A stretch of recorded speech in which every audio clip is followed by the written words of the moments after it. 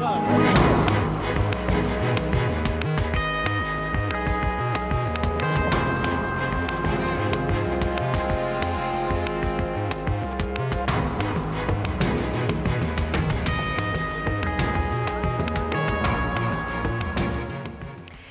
10 a.m. Sunday, April 20th here in Korea. Thanks for tuning in to our special newscast on the ferry sinking disaster. Live from Seoul, I'm jinjoo. Good to have you with us. I'm Mark Broom. We start with some unfortunate news. Despite continued search and rescue efforts overnight, no new survivors have been found. But within the past 2 hours or so, the death toll from the sunken Sewol ferry disaster has risen to 46. Rescue teams retrieved 10 more bodies, and there are reports coming in that 3 more bodies have been found, and this is currently being confirmed and announced at the site as we speak.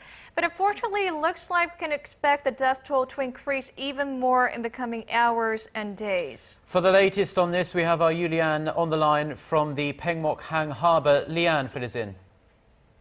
As you said, you guys, we are just learning that 3 more bodies have been found, and they are on their way here. The rescue officials here just announced that the 3 are males. Now, 10 bodies were also found in the vessel just about 2 hours ago. 8 were males and 2 females, and we're now expecting a total of 13 bodies to arrive here at the Pengmok Harbor. These are all numbers just coming in, but the official death toll as of now stands at 46. Also, at around midnight yesterday, the rescue team successfully broke into the windows of the vessel for the first time and retrieved 3 bodies. They were all males from Tanwon High School. Now that the rescue team has gained access into the 3rd and 4th floors of the vessel, which is where most of the passengers were, we are expecting to get a better grasp of just what the situation inside is. Guys? Right. Hope the search and rescue operations could see some more progress today. Thanks, Liam, for that. Do keep us updated throughout the day. So the death toll has increased drastically over the past 24 hours or so. As the search and recovery operation continues, it looks like the death toll will rise sharply in the next hours, days to come. For more on the rescue operations for today, let's connect to Connie Lee, who's standing by at the news center. Connie? Hey, jinjoo and Mark. Yes, the death toll could rise significantly in the coming days, as it seems like the divers are making progress getting inside the ship now. What we know at this moment is that divers reached the area where the cabins were on the 4th floor. But for the rest of today, rescue teams will attempt to reach the cafeteria, the lounge area, and the convenience store, where a lot of passengers were expected to be at the moment of the accident. As that operation resumes, investigators are also probing into what exactly happened with the ferry, with authorities questioning certain crew members. What's the latest? So 3 crew members are currently behind bars right now, including the captain of the ship, a 3rd mate, and another crewman. The newest details we have this morning is that one of them, the 3rd mate, only known by her surname Pak, was steering the vessel into those challenging waters for the first time when the ferry sank. Prosecutors say the 25-year-old inexperienced Pak had never navigated through the waters where the ferry crashed. Officials say those waters are not an easy area to steer a ship, with a lot of islands clustered together and fast currents. Investigators are also looking into the sharp turn the ferry took, which prompted the ferry to start listing. jinjoo, Mark. And Connie, I hear that the operator of the Sewol ferry, Cheonghaejin Marine Company, is also under investigation. Tell us more. Yes, you're absolutely right. The authorities found that the operator does not have a clean safety record. Investigators found files that the company has had several collisions before and had accidents because of engine troubles on a regular basis every 2 to 3 years. Now, the most recent accident was just 3 weeks ago when a fishing boat and the operator's passenger ship collided. In that case, though, all of its 141 passengers survived. Now, records also show the company has failed to properly communicate to passengers and accept responsibility for mechanical troubles in the past. Back to you guys in the studio. Yeah, investigators will have a lot to look into over this ferry disaster, and those involved will face some very serious questions. Thanks, Connie, for that. Now, moving on to how the families of the missing passengers are coping with the situation and the search and rescue operation going on. ARIRANG News' Song Ji-sun joins us in the studio. Ji-sun, so the families down there in jinjoo have had many sleepless nights now, very tired, very emotional, and I hear their patience has worn thin. Right, a lot of people, including myself, have spent the last few nights awake waiting for rescue updates and praying for survival of the missing there. But we can only imagine what the parents must be going through at this moment. When a news breaks, there's a body has arrived. Parents of the missing rushed to the port to identify whether the victims were their children. Although the divers have succeeded in entering the ferry, parents are not fully content with the fact that it took them this long. Their disappointment and despair has turned into anger, and dozens of them are attempting to travel to Sewol this morning to visit the presidential office of Cheongwade to demand the pace of the operation be picked up with a better organized protocol system. And reports are coming in that the police and the parents are confronting by the bridge of jinjoo for about 3 hours now. Now, although the families are hoping to hear for some miracle, they're also preparing for the worst. Now, how are these families doing over there? Well, on Saturday, the families started giving out their DNA samples. That's because there has been some errors and mistakes in identifying the bodies. And for some bodies, they could not be identified just by the appearances. And of course, their physical and mental conditions of the parents and the families is a big concern, as many have spent sleepless nights under intense stress. Most of them are unable to eat, crying and crying. And several of them have been already hospitalized, and many have fainted when identifying the bodies, and when it's confirmed it's their children, they mostly passed out too. Yeah, extremely emotional time. Like I say, we can't imagine what they're feeling down there. There is some difference in opinion, though, on whether to raise the ferry within the group of parents. Right. What we should consider right now is that the ferry has sunk completely underwater for over a day now. And this is because of the oil from the Sewol ferry is leaking, and that's about 200,000 liters or tons of oil. And that was in part what kept the ferry at least a tad afloat in the water, since the oil is lighter than the water. Now, the volume of air pockets is also calculated to reduce as the ship sinks deeper down due to the pressure, further risking the chance of survival of those who may be waiting for rescue inside the ferry. While families of the missing still put rescue operation first in priority, it is reported that the families are divided on when to lift the vessel using the cranes, because that would mean the end of rescue and the beginning of a recovery operation. Authorities have announced that they will not go ahead with the process without the full consent of the families of the missing. But to minimize the body from drifting too far away, they have set up wider nets around the area, according to the risk request by the parents. We do hope that we can deliver some news of more survivors today. Thank you, Chisholm, for that report. Now, this news just coming in, authorities have confirmed that the death toll has risen to 49 at the site. So we'll be having more updates on this later with our Lian at Pyeongmogang Harbor. Now, bitter sorrow and anger is what's left for the families of the missing passengers, stoked by the achingly slow process of the rescue operation. But it seems there weren't really that many options at any point of the operation. Right. Experts say some of the suggestions raised by the families and general public would have lessened the chance of finding survivors even more. Park Ji-won tells us more. Fast currents, adverse weather conditions, including rain and strong gusts of wind. Rescue divers' attempts to enter into the sunken ferry have failed repeatedly since the search and rescue operations began 3 days ago. Rescue teams have opted to search for survivors, with divers using underwater paths to get into the vessel. Some have raised questions whether drilling a hole directly into the vessel to pull out any possible survivors might have been a better option. But experts say there was not a viable option. They say if there are any survivors inside the now sunken Sewol ferry, they're using air pockets to stay alive. If a hole had been drilled from the outside, it would have caused water to rush in, collapsing those air pockets. They also point out that welding necessary to make the hole would have generated carbon monoxide within the ship, which could have been fatal as well. Carbon monoxide poisoning could have caused a bigger accident.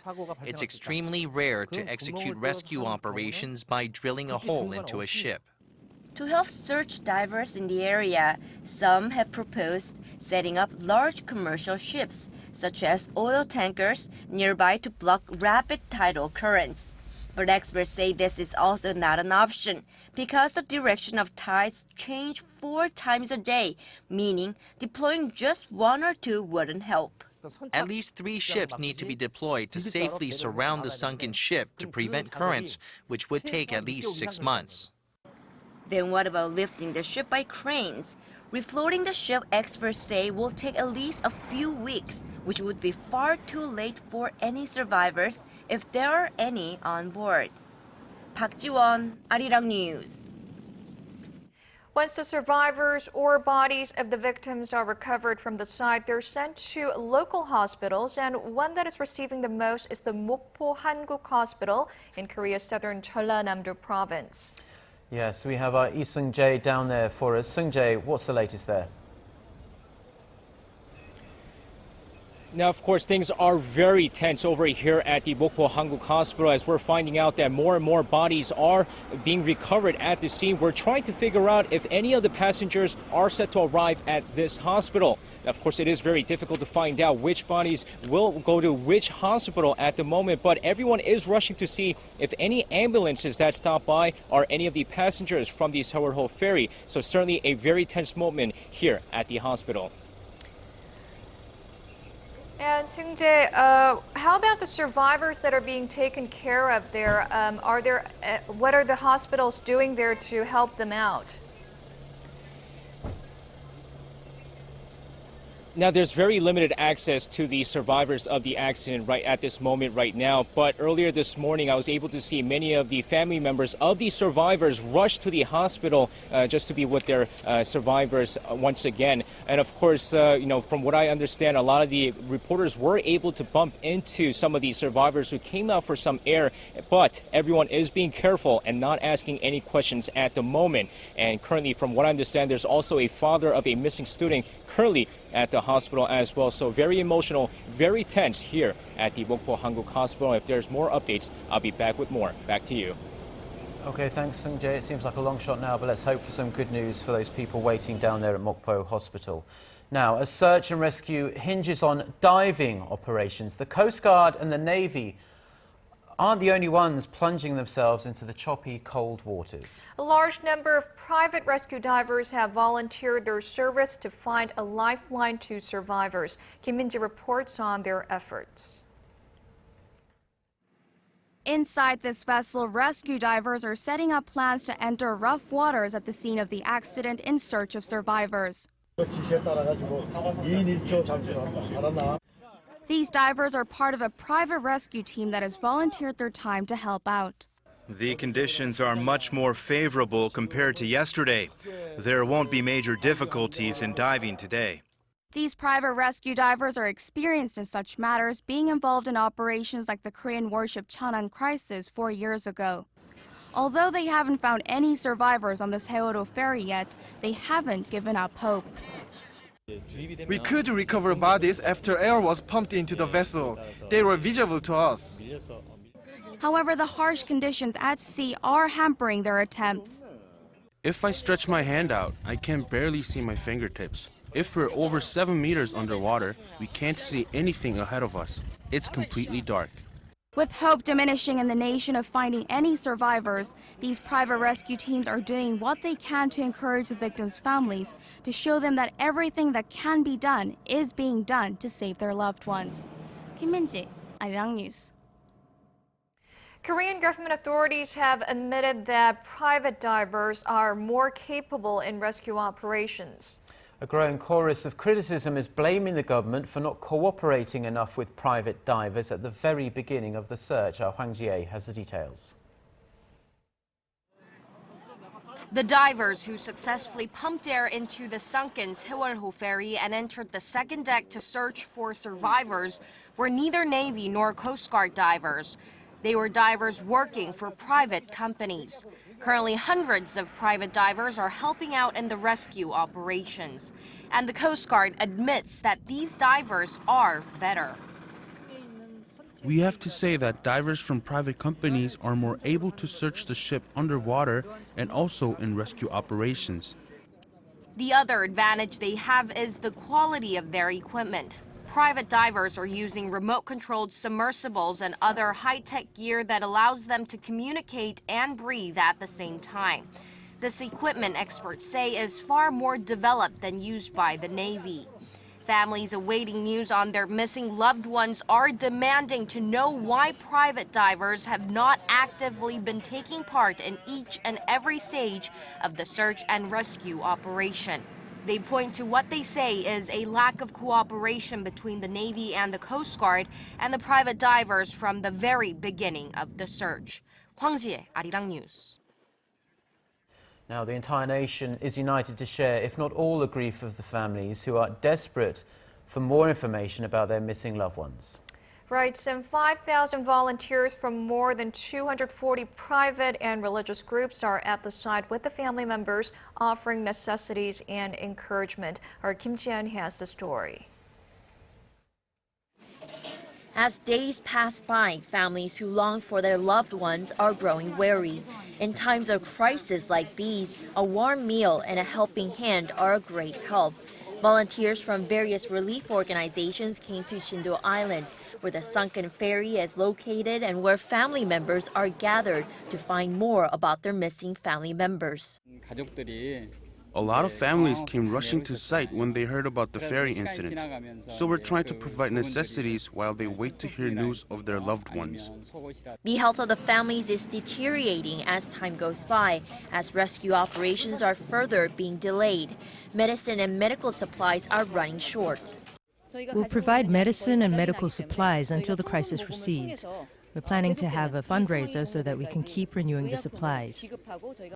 The nation is being united in times of crisis. Kim Ji-yeon, ARIRANG News.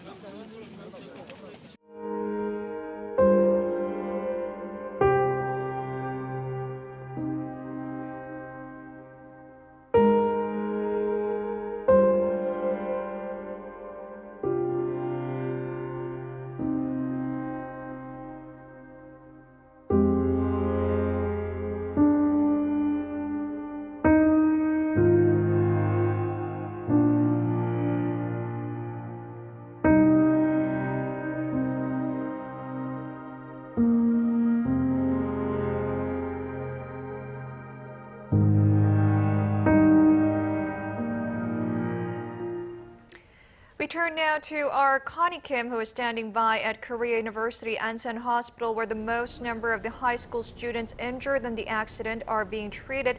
Some of the deceased have also been received there. Connie, what's the atmosphere like there?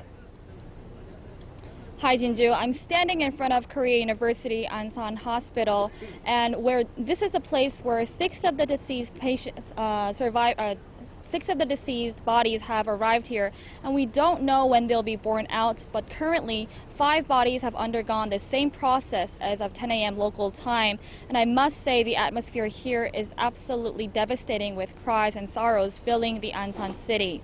Now, originally 7 bodies were scheduled to go through this process, but 3 were postponed with parents' request. Now, today is the first time this has happened. 3 of those were from Tanon High School, where more than 320 students from that school were on board the ill-fated ferry.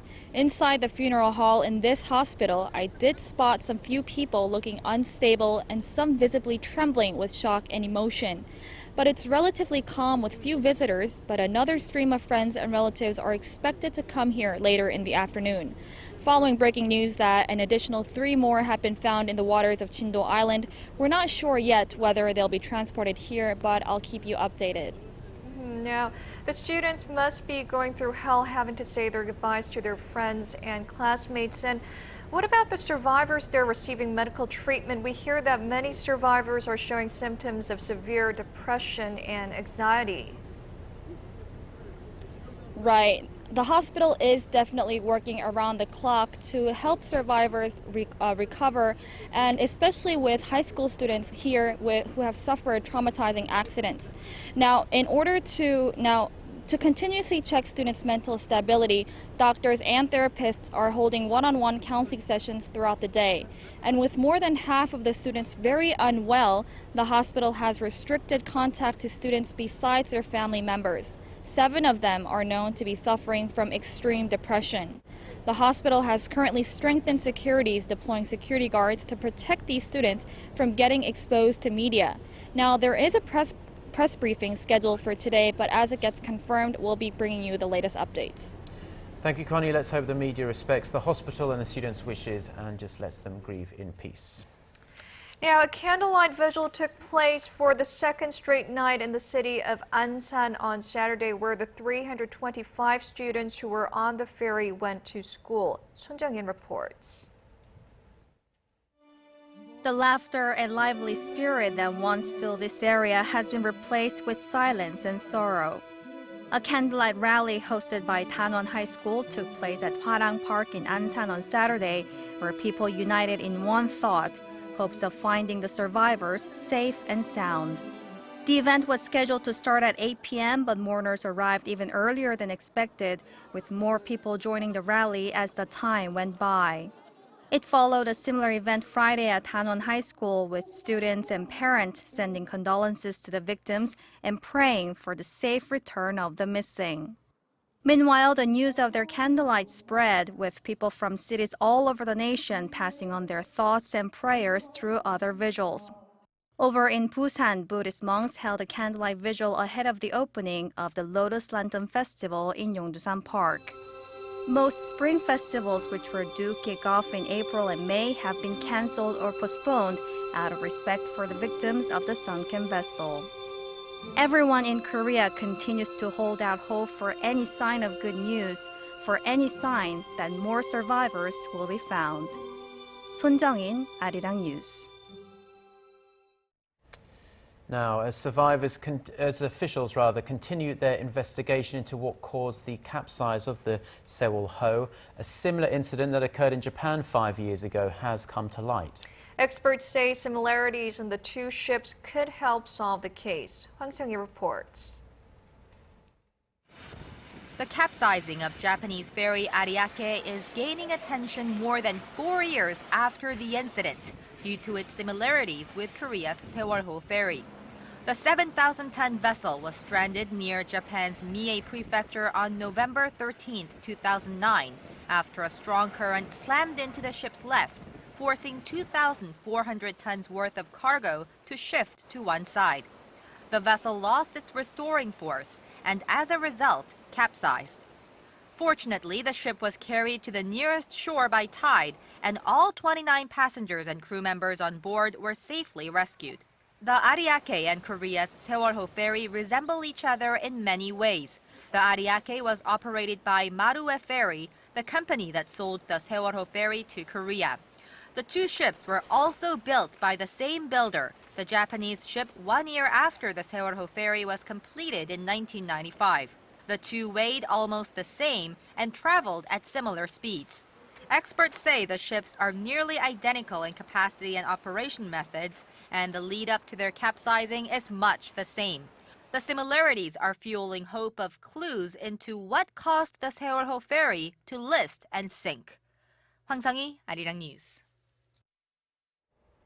Let's get a check on the weather conditions in Jinjoo and around the country. Well, things are looking better today over in Jinjoo compared to yesterday, and it should get even better heading towards the afternoon as winds and waves are expected to come down a bit. And thankfully, rain has stopped from this morning, and the clouds over at the site should gradually clear out, which is giving a better visibility of up to 13 kilometers.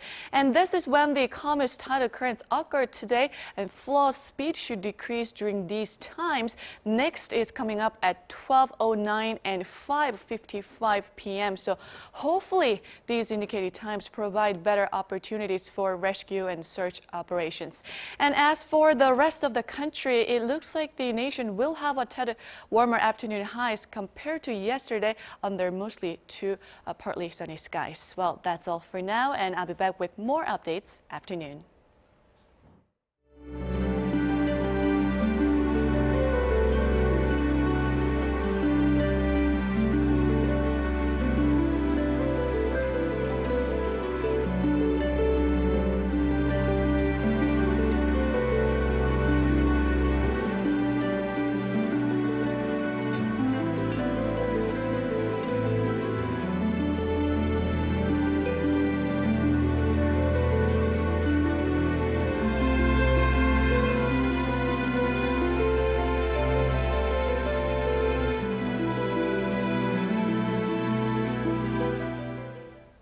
Well, those are the latest updates we have on the ferry sinking at this hour. Stay tuned to ARIRANG TV as we will continue to bring you the latest on the search and rescue efforts. A special edition of Korea Today is coming up at 11 a.m. Korea time with new developments on the tragic disaster. Thank you for watching.